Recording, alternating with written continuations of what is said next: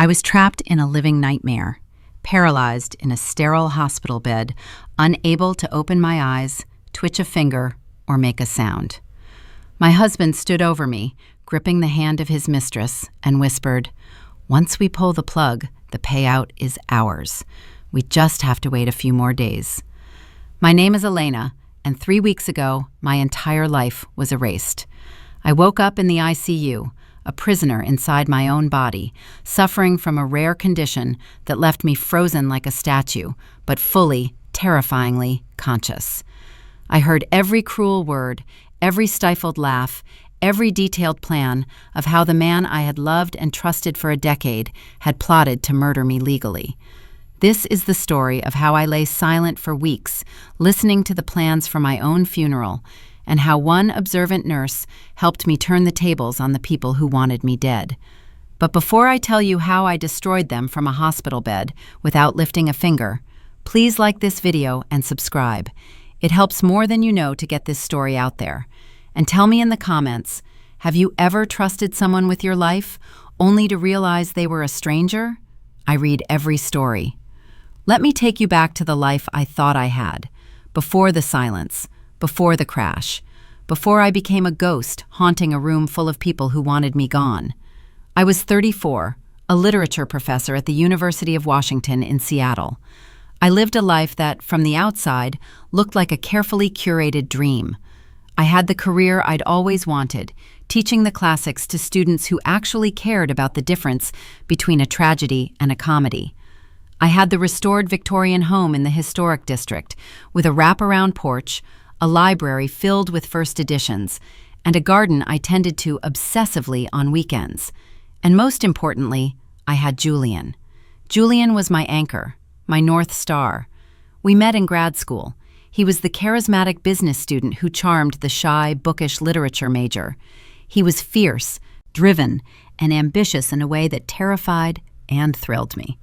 He wanted to build a real estate empire, and I wanted to write books. We balanced each other, or so I thought. By our 8th anniversary, Julian had achieved every goal he set. His commercial real estate firm was booming. He was featured in local business journals as a titan of industry. We took vacations to the Amalfi Coast, drank expensive wine, and talked about turning the spare room into a nursery. I loved him with a depth that was almost painful. I loved the way he hummed when he cooked risotto on Sundays. I loved the way he held my hand during scary movies, squeezing it right before the jump scare. I loved the way he looked at me across a crowded room at fundraising galas, a look that said, "It's just you and me against the world." I thought I was the lucky one. I thought I was safe. I thought we were building a legacy together. But the cracks were there. I just painted over them with trust. It started subtly, about a year ago. Julian's firm was expanding, and he hired a new executive assistant. Her name was Sienna. She was 26, sharp as a tack, and beautiful in that effortless, intimidating way. Blonde hair, blue eyes, legs for days, and a way of looking at you that made you feel underdressed. Julian couldn't stop talking about her.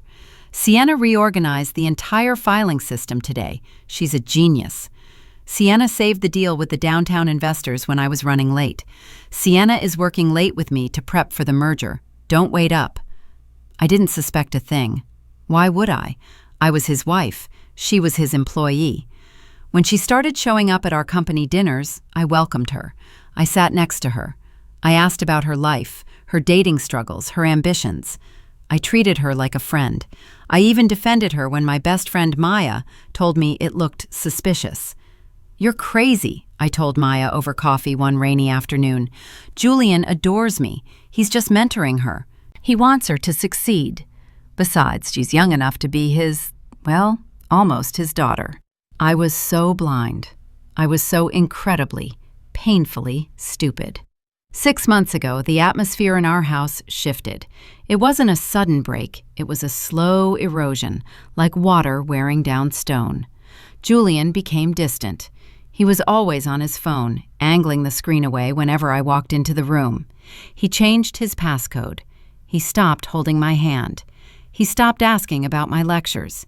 He joined a high-end gym, bought a new wardrobe of tailored Italian suits that cost more than my car, and started wearing a cologne I hadn't bought for him, something musky and aggressive.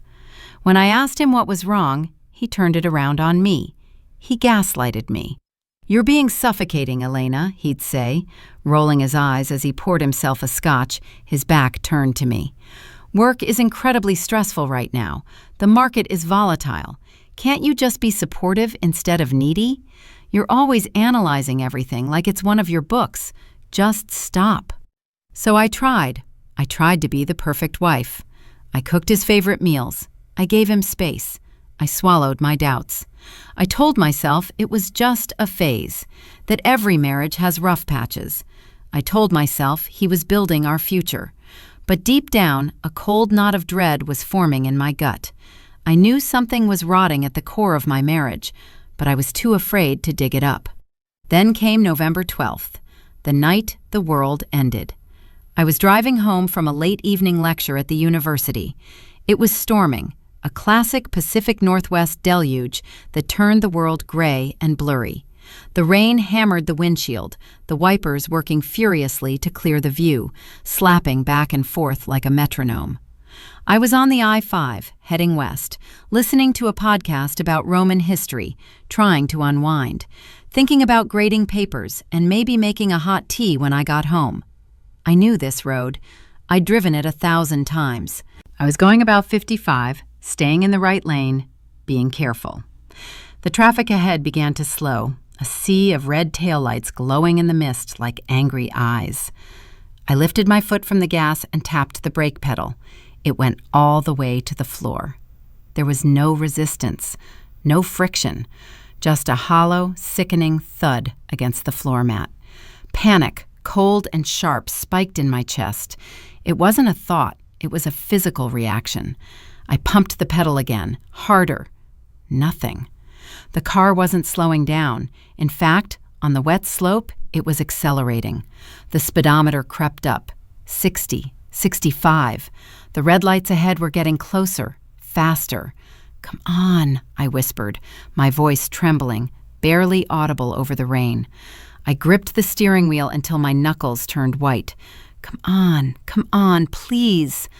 I grabbed the emergency brake lever and yanked it up. It was a desperate move. The car skidded on the wet asphalt, the tires losing traction. The rear fishtailed violently to the left, then the right. I was sliding sideways at 60 miles per hour. The semi-truck in front of me loomed closer, a massive wall of steel and lights.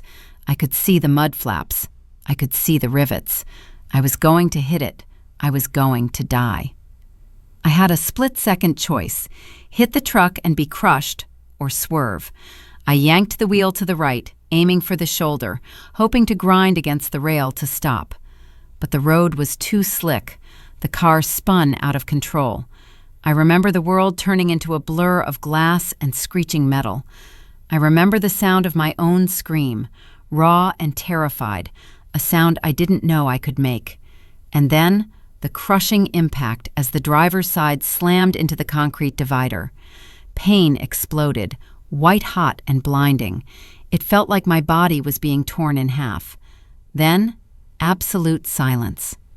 The next thing I knew wasn't waking up, it was simply existing. I didn't open my eyes. I couldn't. I was floating in a dark, heavy void. It felt like being buried under sand or encased in concrete. I tried to take a breath, but I couldn't feel my chest move. I tried to lift my hand, but I couldn't find my arm. Panic set in, a primal, clawing panic. Am I dead? Is this death? Am I in a coffin? I tried to scream, to call for help, to make any sound at all. My throat was silent. It felt as if my voice had been stolen. But I could hear. I could hear the rhythmic, mechanical whoosh, click of a machine. I could hear the steady beep, beep, beep of a monitor. I could smell antiseptic and floor wax, the distinct, sharp smell of a hospital. I'm in a hospital, I thought, relief washing over me. I survived. I just need to wake up. "She's stabilizing," a male voice said. It sounded far away but clear. "Vitals are holding," a female voice replied. "Check the drip." I tried to open my eyes again. Nothing happened. It was like the connection between my brain and my eyelids had been cut. I tried to wiggle a toe. Nothing. I tried to twitch a finger. Nothing. I was a statue, a stone with a beating heart. My mind was racing at 1,000,000 miles an hour, screaming, crying, begging, but my body was a tomb. I was screaming inside a locked room. I learned later that I had been in a coma for 3 days. My injuries were catastrophic: a shattered pelvis, 4 broken ribs, a collapsed lung, and severe cranial trauma. The swelling in my brainstem had caused a rare condition, locked-in syndrome. My brain was fully functional. I was conscious. I was me. But my body was completely paralyzed. I couldn't move, speak, or grimace. To the outside world, I looked like I was in a vegetative state. The doctors stood over me, discussing my case as if I were a piece of furniture. "Minimal brain activity," the neurologist, Dr. Aris, said to someone. "Unlikely to regain consciousness. If she does, the damage will be severe." "Vegetative," another voice agreed. "It's a tragedy. She's so young." I wanted to scream, "I'm here! I can hear you! I'm right here! Don't give up on me!" But I lay there, silent and still, tears pooling behind my closed eyelids, unable even to cry. And Julian? Julian played the grieving widower to perfection. I heard him crying by my bedside those first few days. I felt his hand, warm and shaking, holding my limp fingers. "Oh, Elena," he sobbed, his tears dropping onto my arm. "Please come back to me. You're my soulmate. I can't live without you. You have to fight. I don't know how to do life without you." He sounded broken. He sounded like the man I married. For a moment, amidst the terror of my paralysis, I felt a flicker of love. At least he was here. At least he loved me. At least I wasn't alone. But that illusion didn't last long. It shattered on the 4th day. On my 4th day of consciousness, the door opened. The nurse checked my IVs and left.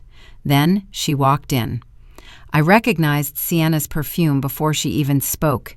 It was heavy, floral, expensive.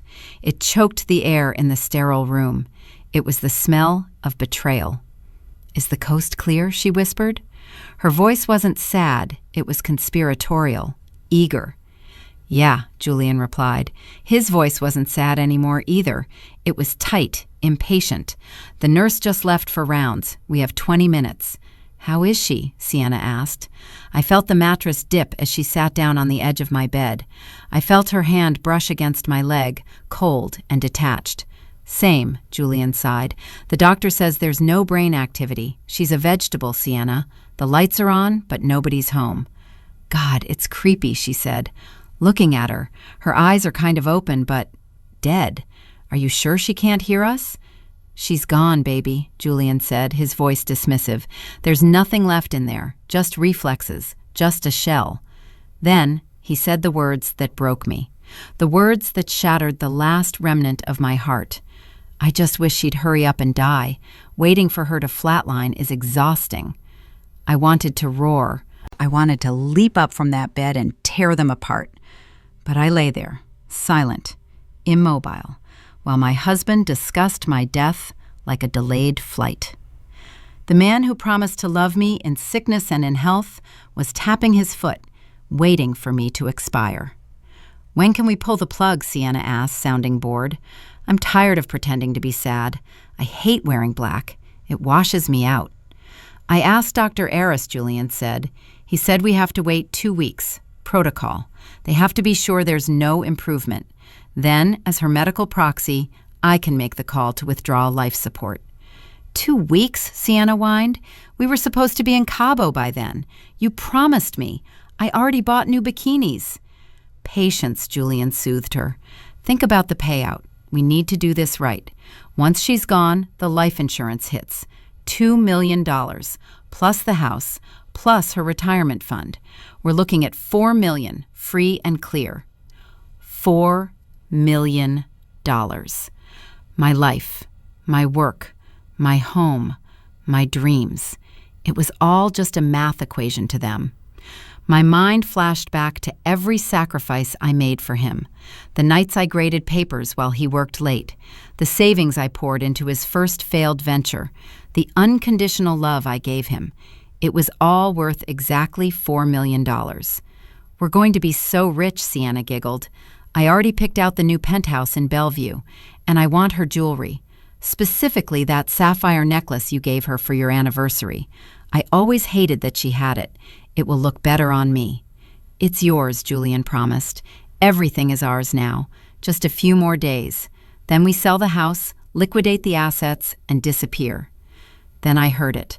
The wet, sickening sound of them kissing. Right there, over my paralyzed body. They were making out while plotting to spend my death benefits. I felt the vibration of their bodies against the bed frame. It was the ultimate violation. That night was an eternity. I lay in the dark, the ventilator hissing like a snake, my mind racing in circles of grief and rage. Was the accident really just an accident? My brakes had failed completely. My car was a Volvo, only 3 years old. It was well maintained. Julian handled all the servicing. He insisted on it. He insisted on it. He had taken the car in the day before the accident. He said he heard a noise. He said he wanted me to be safe. Safe. The thought chilled me more than the paralysis. The realization crept over me like ice water. Days passed. My hospital room became their private lounge. They visited often, treating me like a potted plant. They brought takeout food and ate it over my chest, dropping crumbs on the sheets. They mocked my parents, laughed about selling my beloved collection of first edition books, and planned their wedding. I want a big ceremony, Sienna said one evening, painting her nails in the chair beside me.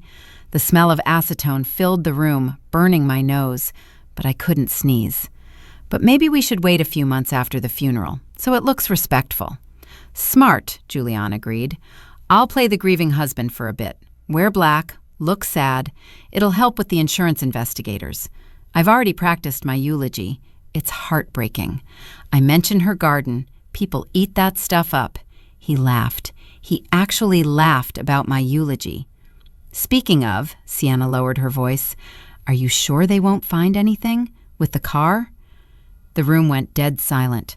My heart hammered against my ribs so hard I thought the monitor would give me away. Beep, beep, beep.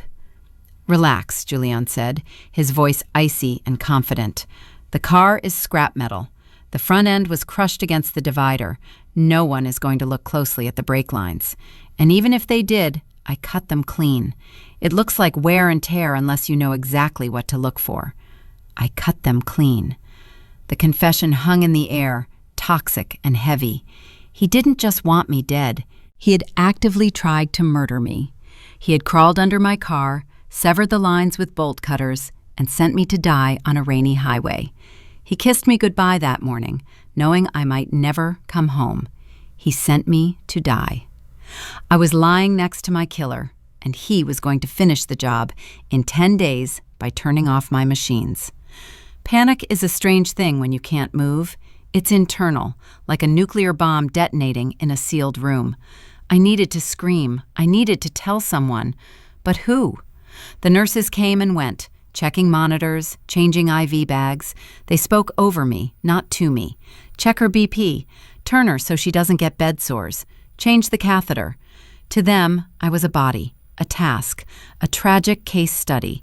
I was bed 4, until Nurse Clara. Clara was different. She was an older woman, maybe in her late 50s, with graying hair and a maternal, gentle touch. She didn't just check the machines. She talked to me. It's raining today, Elena, she'd say while adjusting my pillows. I bet you love the rain. It's good weather for reading. She told me about her grandkids. She hummed old jazz songs while she worked. She treated me like a human being. She noticed things. She noticed when my heart rate spiked during Julian's visits. She noticed I didn't like the lights too bright. One morning, about a week after I woke up, Clara was cleaning my face. I was crying again, my body's only reflex to the horror I was living. Tears leaked from the corners of my eyes and rolled into my ears. It was the only thing I could do, the only signal flare I could send. "Oh, sweetheart," Clara murmured. "It's okay. Shh. She wiped my cheek with a warm cloth, and then she paused. She leaned in closer. She looked, really looked, into my eyes. "Elena?" she whispered. Her voice was different, focused. "Can you hear me?" I focused every ounce of my will, every spark of energy in my brain, on my eyelids. It felt like trying to lift a mountain with a piece of string. "Move, please, God, move." I tried to blink. My right eyelid twitched. Then it closed. I blinked. Once. Clara gasped. She didn't pull away. She leaned closer, her face inches from mine. I could smell her peppermint gum. "Do that again," she commanded, her voice trembling. "Blink if you can hear me, Elena." I did it. I closed my eyes and held them shut for a second before opening them. A deliberate, slow closure. "Oh my God," Clara breathed. "You're in there." She didn't run for the doctor. She didn't shout. She grabbed my hand and squeezed it. "Are you in pain? Blink once for yes, twice for no." 2 blinks. "Are you scared?" 1 blink, hard. "Okay," she said, her voice trembling but firm. She looked at the door to make sure we were alone. "Okay, we're going to figure this out. I'm going to get a letterboard. We're going to talk." She came back 10 minutes later with a laminated sheet of paper. It had the alphabet written in rows. "I'm going to point to the row," she explained. "You blink when I'm on the right row. Then I'll point to the letters. Blink when I hit the right one." It was tedious, agonizing work. My eyes burned with the effort. But I had to tell her. I had to get the truth out before Julian killed me. First letter, row 2, H. Row 5, U.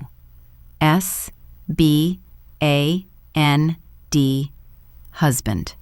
Clara wrote it down. "Your husband?" I blinked. Next word, T-R-I-E-D. T-O-K-I-L-L-M-E. Husband tried to kill me. Clara dropped the board. Her hand flew to her mouth, stifling a gasp. Her eyes were wide with horror. The accident?" she whispered. I blinked. "Yes." "Does he know you're awake?" 2 blinks. "No." "Okay," Clara said, her eyes hardening into steel. "We need proof. If I tell the doctors now, Julian might panic. He has medical power of attorney. He could block us, transfer you, or try to hurt you before the police can act. He could pull the plug tonight claiming complications. We need him to say it again. We need evidence."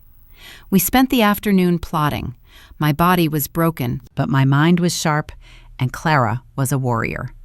We knew Julian and Sienna were coming that evening to meet with Dr. Aris about the timeline for withdrawing life support. This was our chance. Clara took her personal smartphone. She set it to record. She hid it carefully inside a dense, decorative flower arrangement on my bedside table. Ironically, expensive lilies Julian had sent to keep up appearances. "It's recording," she whispered, tucking the leaves around the black rectangle. "The battery is full. I'll be right outside the door. Just breathe, Elena. Let them talk. Don't react. If you panic, the alarms will go off, and they'll know." At 7 p.m., the door opened. "Hey, honey," Julian said. His voice was thick with fake sorrow, loud enough for anyone in the hallway to hear. "Just wanted to see you." He closed the door. The mask dropped instantly. His face went blank. "She looks the same," Sienna said, sounding bored. She dropped her purse on the chair and checked her makeup in the mirror. "Did you talk to the doctor?" "Yeah," Julian sighed, sitting on the edge of my bed. "He says tomorrow is the day. We can sign the papers to withdraw the ventilator. He thinks it's the humane thing to do." "Finally," Sienna breathed. "I booked the tickets to Fiji, first class. We leave 3 days after the funeral. I need a tan." "Perfect," Julian said. "I just need to make sure the insurance claim is filed immediately.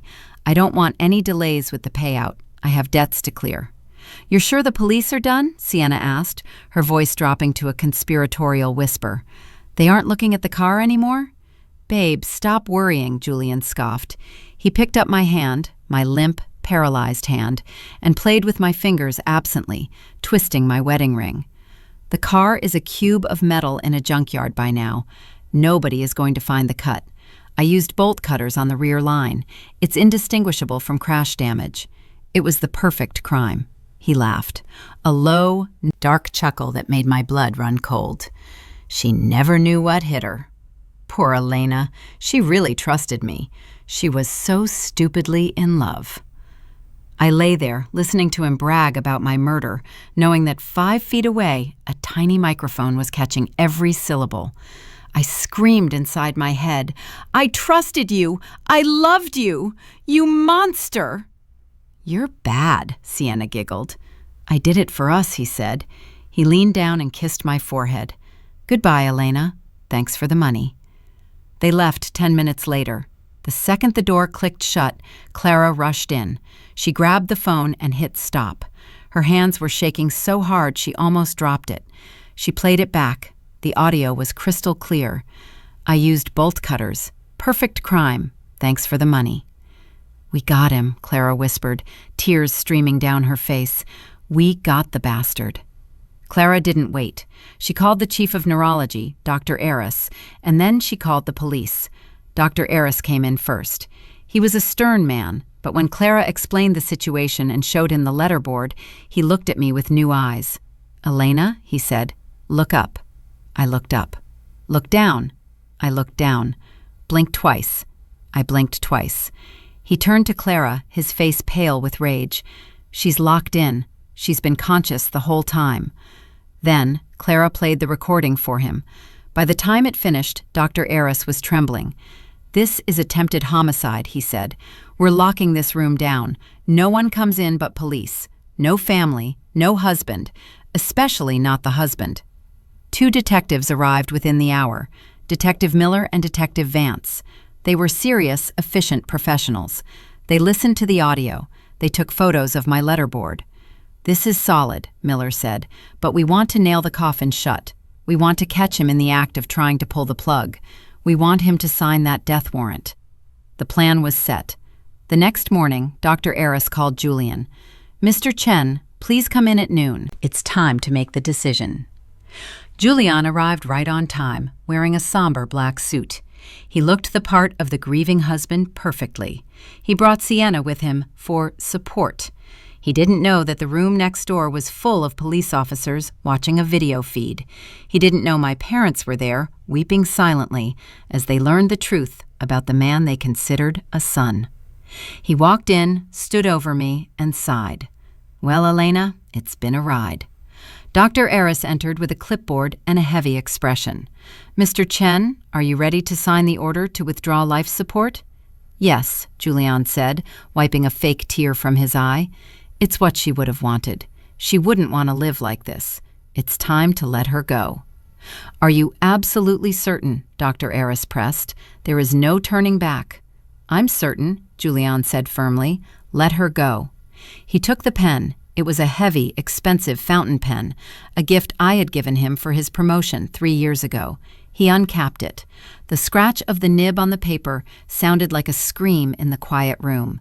Scritch, scratch. My death warrant, signed with my own gift. He handed the clipboard back. "It's done." "Actually," a deep voice boomed from the doorway, "I don't think she wants to go anywhere." Detective Miller stepped in. He was holding a file. Julian spun around, startled. "Who are you?" "Detective Miller, and I have a few questions about your wife's brake lines." Julian froze. His face went ashen, the color draining away instantly. I don't know what you're talking about. It was an accident. The roads were wet." "Was it?" Miller stepped closer. "Because we have a recording of you telling your mistress exactly how you used bolt cutters to sever the rear line." Julian stumbled back, hitting the wall. He looked like a trapped rat. That's illegal. You can't record me. That's inadmissible. I want my lawyer." "And," Miller pointed at me, "we have a witness." Julian looked at the bed. He laughed, a nervous, high-pitched sound. "Her? She's a vegetable. She can't witness anything." "Dr. Aris?" Miller nodded to the doctor. Dr. Aris leaned over me. "Elena, can you open your eyes for me?" I opened them. I didn't just open them. I locked my gaze directly onto Julian. I poured every ounce of my hatred, my betrayal, and my survival into that stare. Julian gasped. He looked like he had seen a ghost. "Can you confirm," the doctor asked loudly, "that you heard this man confess to tampering with your car?" I blinked. Once. Hard. "Can you confirm that he planned to withdraw life support to collect your insurance money?" I blinked. Once. Julian let out a strangled noise, like a dying animal. "No, this is a trick. She's brain dead. You're faking this." "Sarah Elena Chen," the detective said, pulling out handcuffs. "You are under arrest for attempted capital murder, conspiracy, and insurance fraud." Julian tried to run. He actually lunged for the door, shoving Dr. Aris aside. But 2 uniformed officers tackled him to the floor before he made it 3 steps. He was screaming, begging, crying. "It wasn't me. It was her idea. Sienna made me do it. She's the one who wanted the money." Blaming his mistress. Typical coward. I watched from the bed. For the first time in weeks, I didn't feel fear. I felt peace. Sienna was arrested at the airport, waiting for a flight she would never take. When they played the recording for her in the interrogation room, she turned on Julian instantly, trading testimony for a plea deal. My recovery was brutal, but I was fueled by a fire that wouldn't die. My parents got me the best specialists in the country. Day by day, the paralysis receded. First a finger, then a toe, then my neck. It took 3 months to speak my first word. It was justice. 6 months later, I rolled my wheelchair into the courtroom. Julian's lawyer tried everything. He argued that the recording was inadmissible, that I was mentally incompetent, that it was all a hallucination. But I took the stand. I used a text-to-speech device to tell the jury everything.